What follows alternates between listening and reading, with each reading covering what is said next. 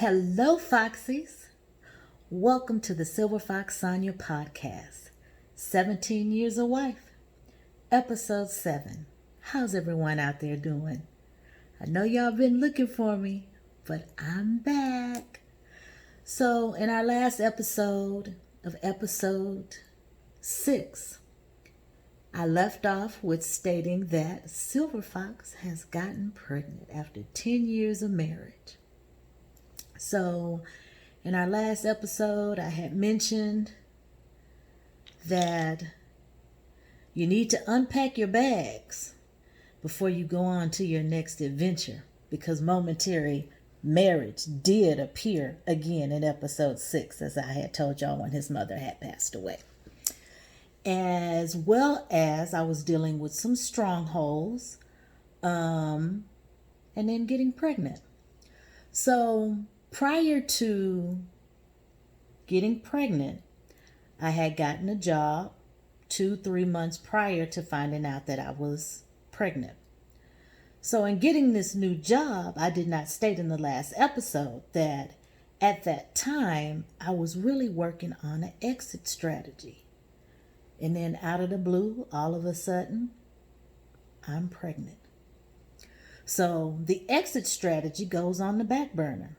Because I'm like, okay, now that I'm pregnant, he may decide to do the right thing and want to do this family thing.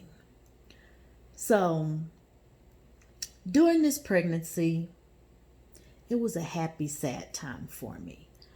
And it was happy because I wanted kids, and then sad because in my mind, I'm thinking, okay, is he gonna do right and stop all the infidelity? He said he would, but again, I'd heard that before. So deep down inside, I believed that eventually it would end up as me being a single mother. So during the pregnancy, prior to the pregnancy, I would bring up the infidelity. And actually for the past maybe 3 years off and on, we had been talking about divorce back and forth. And he always told me, whatever you want to do, I won't fight you.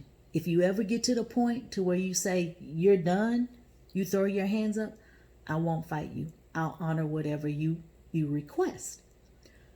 So my pregnancy was an easy pregnancy. I think I had one bout with morning sickness, and I was at work, got sick, came home, and never had a sickness again. But during this time of my pregnancy, in the beginning months, he had a job where he got transferred. So he transferred from Houston to the Dallas-Fort Worth area. And some of my friends, they were like, you need to get him home and get him home quick.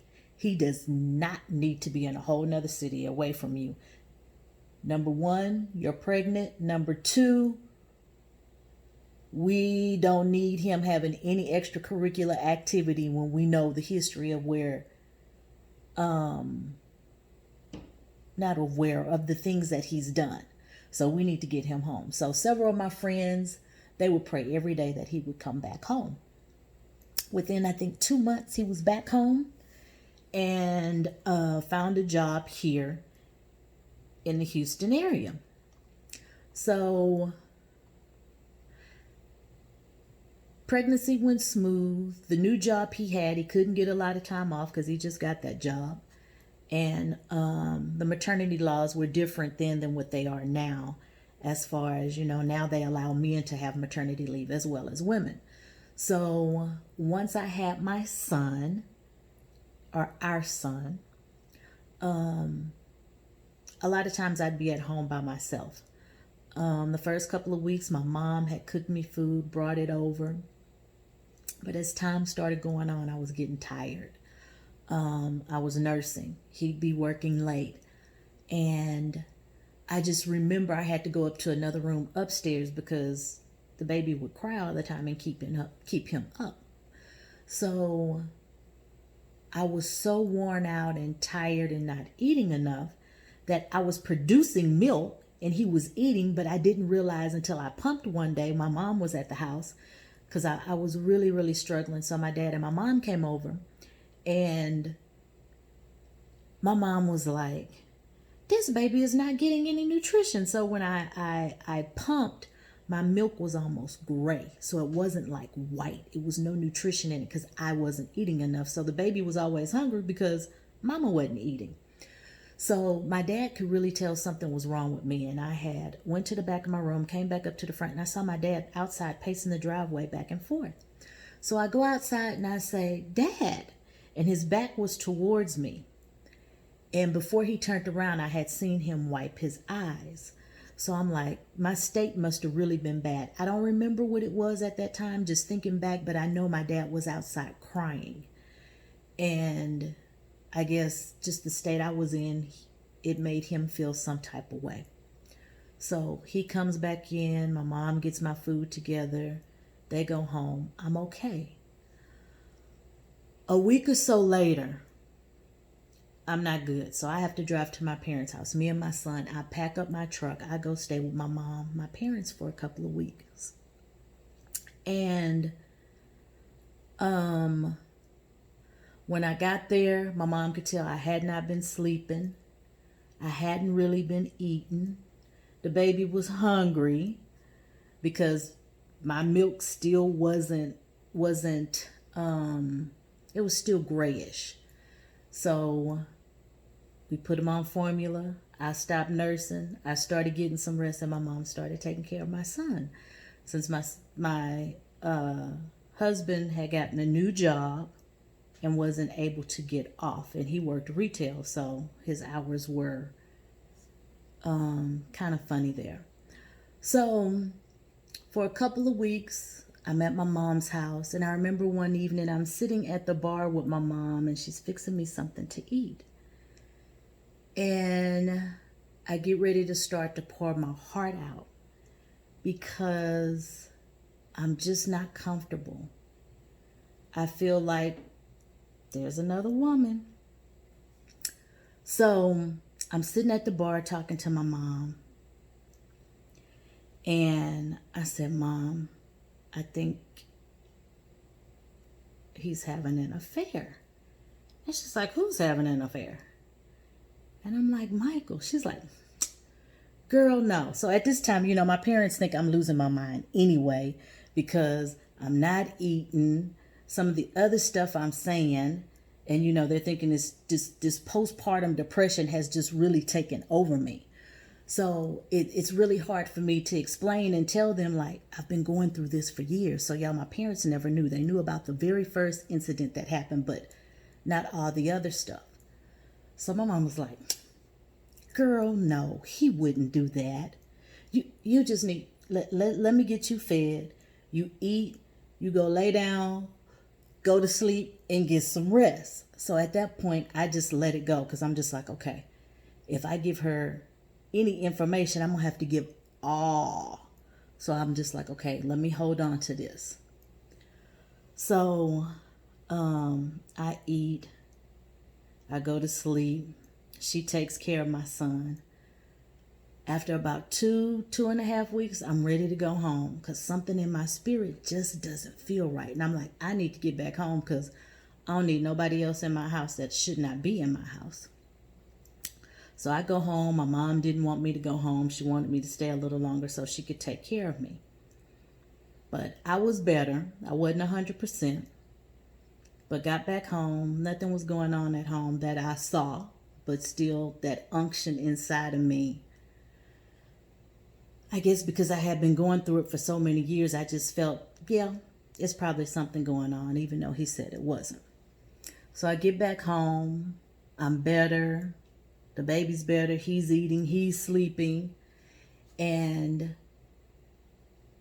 I think I was on maternity leave, maybe 8 weeks, 9 weeks. And I go back to work. Once I go back to work, I'm good.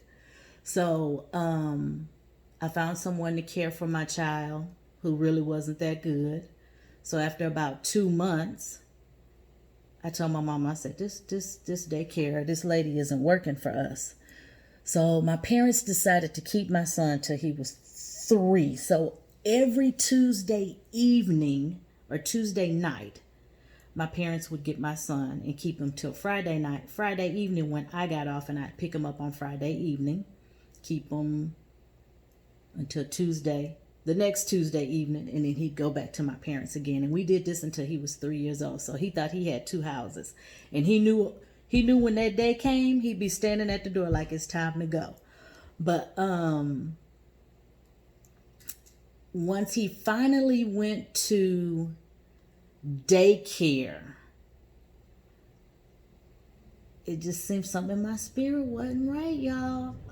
I couldn't put my finger on it.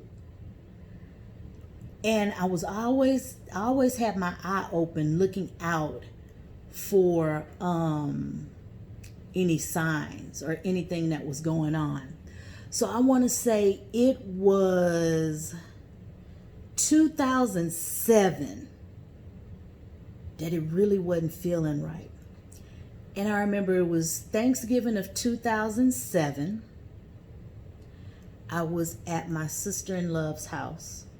I called my in-law. I told y'all before, my in-laws, I called them my in-loves because I love them very dearly still to this day. However, we had dinner. Everybody's sitting there. I'm watching the kids playing with the kids. And I hear this voice in my spirit. I hear something say, this will probably be the last time or the last holiday that you spend with this family. And I just sit there and I'm thinking and I'm looking around. I'm like, okay, this will probably be the last time. So I'm thinking now, I'm like, he's that much of a gentleman that he says probably. So he's letting me know, I'm giving you the choice, but you can get out of this. So we start to take family pictures or whatever, and I'm just sitting there, and my sister-in-law says, hey, come on. And I was like, girl, you better come over here. We the only 2 left. And I'm thinking to myself, I'm like, you about to be the only one left, because I think I'm fixing to get out of here and say peace. So that was Thanksgiving 2007. In March of 2008, I took my mother to a gospel concert for her birthday. And it was at Windsor Village. I went to go see Maurette Brown Clark? Or is it Maurette Clark Brown? One of them. I think Maurette Brown Clark. Well, and Marvin Sapp. So we had front row seats to go see Maurette and Marvin. So after the concert, I was going back to take a picture with them. And as I'm getting ready to go back to take a picture with them, my cousin stops me and she's like, hey, and we're talking because they're getting ready to go on this trip. And she says, my husband told me to tell you that he had this dream. He's like, hey, your cousin's going to be divorcing her husband. I was like, oh, really? So I had already heard it in November 2007. And this is what, November, December, January, February, March, 4 months later. She coming to me and telling me that her husband had the dream and heard it as well. And I was like, okay. So at this point, I'm kind of like in my feelings, and I'm supposed to go take this picture, but then I'm like, you know what, let's just go, Mama. Don't worry about the picture. And I'm looking at the line. She's like, girl, no, you love them. Go take a picture with them.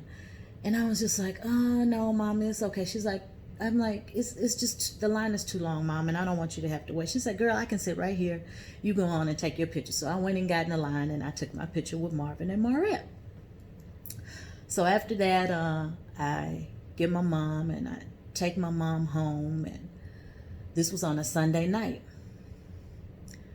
3 days later, all hell broke loose in my house.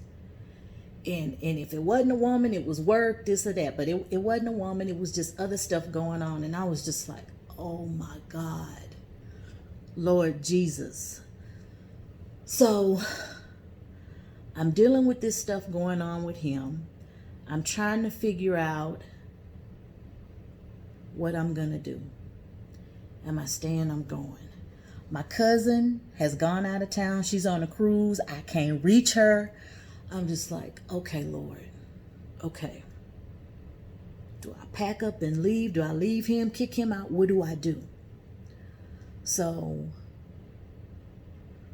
for a couple of weeks, I was just distraught. And I didn't know what to do. So that was March of 2008. We ended up working it out, working around it. And he had changed his cell number. And this was probably about the third or fourth time he had changed his cell number. And we had a very close friend. And we used to counsel he and his wife. And he calls me, he's like, sis. I'm like, yes. And whenever he called me, y'all, I'm just like, oh, Jesus. Because I knew he was going to go there on me. He's like, why your husband changed his telephone number again? What's going on? Please tell me it's not another woman, sis. Please tell me it's not another woman. Why does he keep doing this to you? I was like, it's some other stuff going on, but it'll be all right. He's like, sis. Okay, sis, I'm going to pray for you. And I'm going to call and talk to him as well. So in 2009, I was going back and forth again. I'm like, okay, I'm ready to get out of this. What do I do? How do I do? I remember staying up late at night talking to the Lord. He'd be in the room snoring in the bed. I'm sitting on the floor on the wall. I'm trying to do the pros and cons. I'm like, okay, Lord, I didn't work this many years to kind of get him where I want to and some stuff. But then I got this other stuff over here that I'm dealing with. And in my mind, I'm thinking, okay, you get with anybody, it's going to be something. So do I want to deal with what I know I'm dealing with or finally get out of this stuff? So I'm looking at finances, how to do this, how to do that. If I get out, I'm just like, ugh, it's just too much work. Between work, being mama, whatever else, I was just like, oh. So I was going to do my own divorce, draw up the papers, everything, had bought everything. And I started looking at the stuff, getting ready to do it. I'm like, I don't feel like doing this. So I push it to the side. 2010, I want to say early 2010, I remember getting a phone call at work from a woman on my desk phone. And I remember kind of like raising my voice. And so the way we sit at work, it's like somebody arm's length away from me on my right, on my left, then across from me, it may be an aisle behind me. And then there's another row of people like right behind me. And I remember my coworker sitting to my left, her eyes got big because my voice raised. And I got up and immediately went to a conference room. So this woman calls me and tells me that she's messing with my husband and they got something going on, but she would never tell me what her name was. So I'm livid because number one, how do you get my work number and call me at work? On my desk phone. So, no, but I said I went to the conference room. How did I get to the conference room? I think maybe I picked up my phone and went to the conference room to call him and go off on him. I think that's what it was. So he's denying it, saying I'm lying. Nobody's called me on my work number at work. Which makes me believe, y'all, if somebody got my work number and he says, no, ain't nobody call you on your work phone. So in my mind, I'm thinking, I'm like, okay. If you say ain't nobody, you ain't giving nobody my work number, could it possibly be somebody I already know that knows my work number that's close in our circle? So he'd be like, no, no, no, no, no, no, no, no, no, no, no. So in 2010, there were some other things that happened too. In 2010, I had a friend who gave her husband a surprise birthday party. And we went to this birthday party. And this was the year the wobble came out. So y'all, this was 2010. Can y'all believe the wobble been around 10 years? And we still doing the wobble like it just came out yesterday.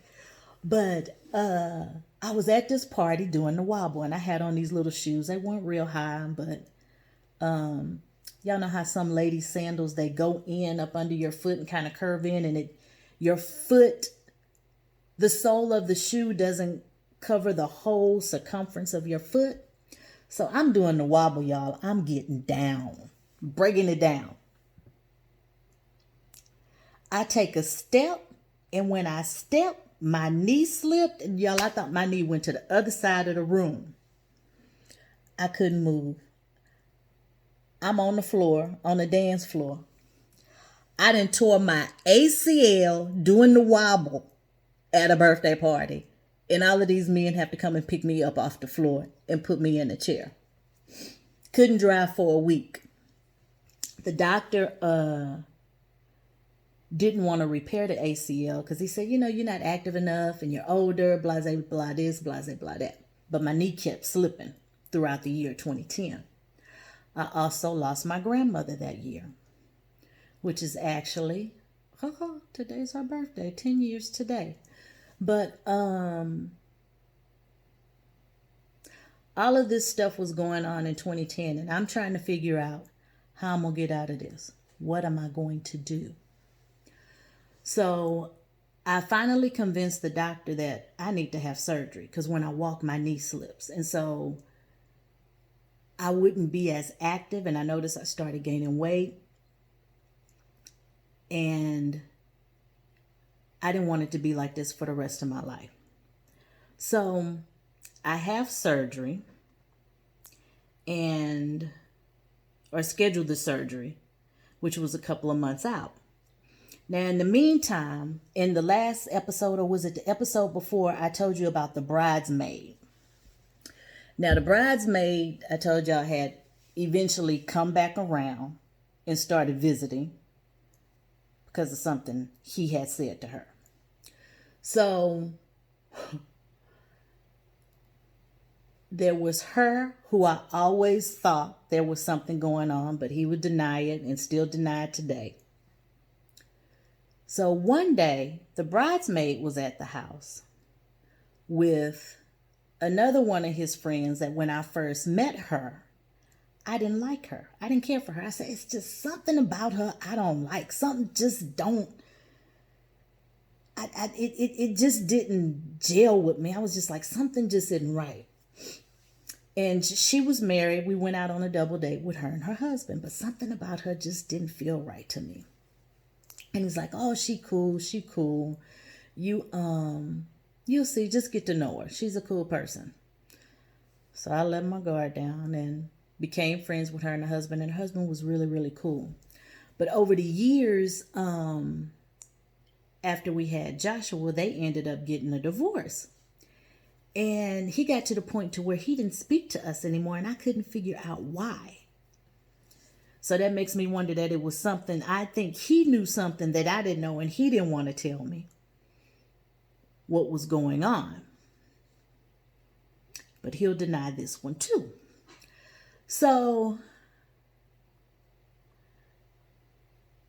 one day, and this was 2010, I don't think I had my surgery yet. No, I hadn't had my surgery yet. It was coming close. But both of them happened to be at the house.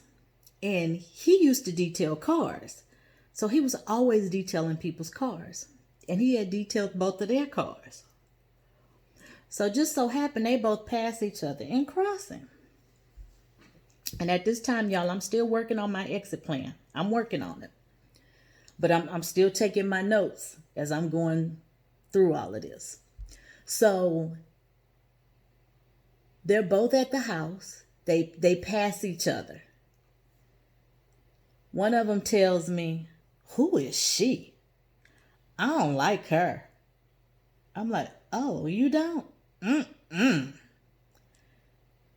And then a day later, I talked to the other female. She's like, who was that girl that was at your house the other day? I don't like her. I said, oh, you don't? Mm-mm. I was like, sounds like some spirits are feeling each other. So I'm just like, okay. So in my mind, I'm like, oh yeah, it's something going on. So there was an incident with the friend that I said I didn't like. So she lived like close to us around the corner. And she borrowed our luggage one time for a trip. So he was supposed to pick up the luggage because he had a trip to go on. He comes home this particular day. He's like, oh, I didn't go pick up the luggage. And she had called. And she's like, oh, yeah, I got it ready for you here. He said, okay, I'll come get it. Now, I'm in the back of the room. I hear them talking. And he asked me, hey, will you go pick up the luggage for me while I bathe our son? I was like, okay, yeah, I'll go get it. So I leave the house and I'm headed over that way. And something in my spirit, y'all, I just get this heaviness that comes over me. So I was like, ooh, I don't know what that is. So I get in the driveway, I get out the car, I go knock on the door. And when I knock on the door, nobody says anything. And I knock again. And I hear her say, come in. But it wasn't like a come in that was right at the door. The come in, so you got the door right here, and over here is a bedroom. So I hear her voice come from the bedroom, not like she's by the door. So I go in, and when you enter their home, you have a entryway, like a hallway that's just kind of long. So I walk in and I just stand in the hallway. During this time, I had been praying so hard, y'all, for God to just show me, give me signs, let me know between both of these women. So I walk in this hallway and I'm standing there. I hear nothing in the house. Her children aren't home. So I just stand there. I've had a hard day at work. I'm like, Lord, I know I've been praying, but not today, Father. I can't take nothing today, Lord. I can't. So I stand in this hallway for about 2 minutes. I hear nothing. She says nothing. All of a sudden, I call out her name because I have this feeling if I take any further steps and go further to where she is, I'm going to see something that I don't want to see. So I call her name. And I hear her in the background say, oh, hold on, I'm coming.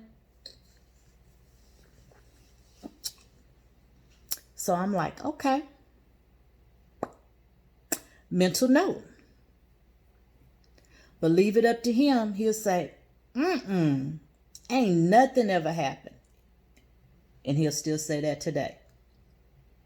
However, at that time, she did mention to me, she was dating this guy. And the guy she was dating had said, hey, what's going on with you and him? How long y'all been friends or whatever? So she said, girl, he think me and your husband got something going on or something. I was like, oh, really? I'm playing dumb because I'm thinking the same thing too, but I just don't say nothing. So as time goes on, I'm getting ready for surgery. I go and have surgery. Or around the same time too, there was a scandal with Arnold Schwarzenegger. And I don't know if y'all remember what happened with Arnold Schwarzenegger. He had a love child with his housekeeper. And come to find out, I think the child was like 10 or 11, something like that. So at this time, my friend that would always call, that we used to counsel, every time he get in, my spouse would get a new phone number. He called, what is going on? So when this Arnold Schwarzenegger stuff started going on, he called me and say, sis, I was like, yeah, you see this mess going on with Arnold Schwarzenegger? And whenever he would call me, y'all, I'd look at the phone, I'd be like, Lord, what, Lord, what? Because I knew whenever he'd call, something was going on that he could feel in the spirit.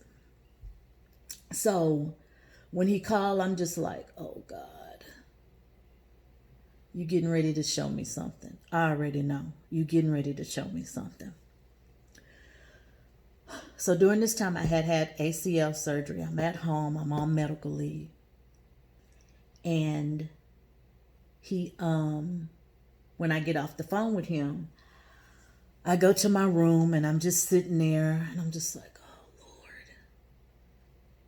what is it? What is it? I lay in the bed. I try to go to sleep. Can't go to sleep. So something tells me to get up and just go check my computer, because a year prior to this, he had gotten a new telephone. And I did not let him know that when he set up this new phone, he set it up with the email of our email together. So when he got this new phone, I just figured, oh, he's trying to prove to me that he's going to do the right thing. He's going to be honest. He's not going to do this infidelity stuff anymore. So I was like, okay, that's cool, whatever. I immediately create a folder for any of those messages to where they go directly to their folder. And I didn't think about mentioning anything to him about it. I pretty much really forgot about it until this Arnold Schwarzenegger stuff comes up, and then our buddy gives us a call asking me questions. So I decided to go check the folder. And then I get up and I'm like, no, I'm not ready. I just need to go to sleep. So then I start doing some paperwork, because at this time he has found out that he has some 401k that from a previous company that's just sitting there, that either he needs to move over into something else or either cash it out. So he decided to cash it out at this time. So I was doing that paperwork or whatever, and then I decided to go listen to these voicemails. The very first voicemail I opened up is his daughter. The daughter that he said he never talked to. And it's a message from her saying, hey daddy, it's me. Granny told me you called, blase blah this, blase blah that. I was like, okay. That's another lie. So then it's another one from some women. And I'm like, oh, really? So then there's some messages.